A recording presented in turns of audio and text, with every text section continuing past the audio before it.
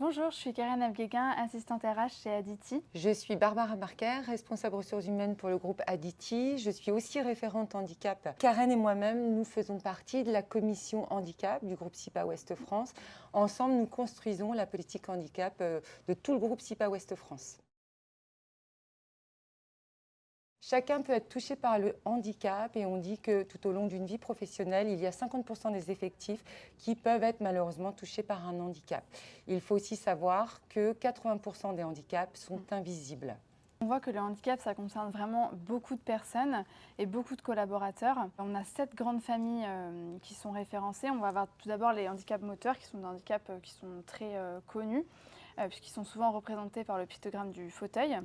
On va également retrouver le handicap visuel. On retrouve également le handicap auditif. Ensuite, on va retrouver la famille du handicap mental, les handicaps psychiques. On va retrouver des maladies invalidantes. Et enfin, on va retrouver tous les troubles cognitifs. On ne se rend pas compte en fait du nombre de maladies qui peuvent rentrer en ligne de compte dans cette reconnaissance de travailleurs handicapés en fait.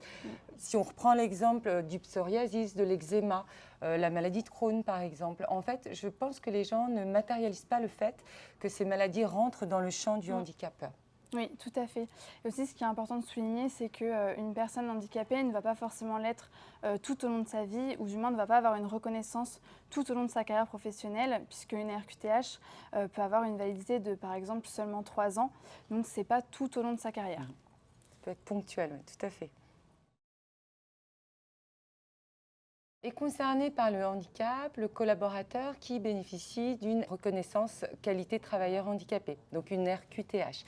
Vous avez aussi le collaborateur qui bénéficie d'une pension d'invalidité, puis d'une rente d'invalidité et enfin d'une allocation adulte handicap. Et bien évidemment, il reste une dernière catégorie, ce sont les collaborateurs qui ont été victimes d'un accident du travail ou d'une maladie professionnelle.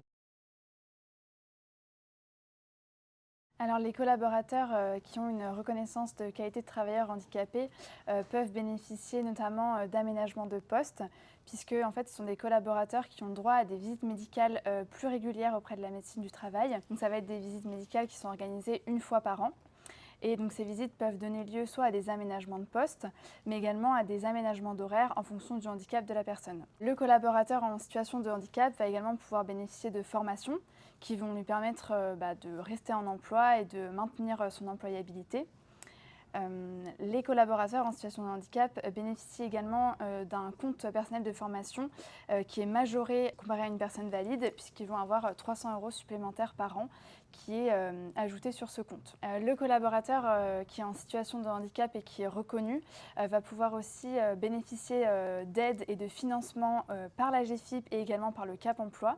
La GFIP va notamment pouvoir financer les allers-retours domicile et lieu de travail, notamment par le financement de taxis pour venir sur le lieu de travail. Et enfin, les collaborateurs qui sont en situation de handicap peuvent également bénéficier d'aménagements de fin de carrière, puisque on voit qu'au fur et à mesure des années, les carrières professionnelles s'allongent. C'est donc important d'aménager la fin de carrière des collaborateurs en situation de handicap. Alors, chez Aditi, quand on est travailleur handicapé, déjà, pour pouvoir le devenir, nous avons mis en place un process d'accompagnement pour la constitution du dossier de RQTH. Parce que c'est vrai que c'est un peu un parcours du combattant, entre guillemets. C'est laborieux. C'est assez laborieux, il y a beaucoup de choses à faire, il y a tout un rétro-planning. Et en fait, on a mis en place avec Karen un process pour justement accompagner tous les collaborateurs qui voudraient avancer sur une démarche RQTH. Donc, on est sur l'accompagnement administratif. Deuxièmement, chez Aditi, on a aussi, alors on a beaucoup de chance puisqu'on a une médecine de travail qui est internalisée. Au niveau du siège, en tout cas à Rennes, cette équipe médicale dédiée et internalisée offre des visites médicales presque sur demande, entre guillemets, pour bien accompagner justement tous les collaborateurs en situation de handicap. On peut aussi dire qu'à la DSI, donc la direction des systèmes d'information, nous avons un stock de matériel que je qualifierais de premier niveau, mais qui a le mérite d'exister, pour justement apporter du confort aux collaborateurs. On peut aussi faire des aménagements au niveau du télétravail, puisque on peut rappeler que nous, chez Aditi, nous bénéficions d'un accord de télétravail télétravail où les collaborateurs peuvent mobiliser jusqu'à 2 jours, alors sur condition, mais jusqu'à 2 jours de télétravail par semaine.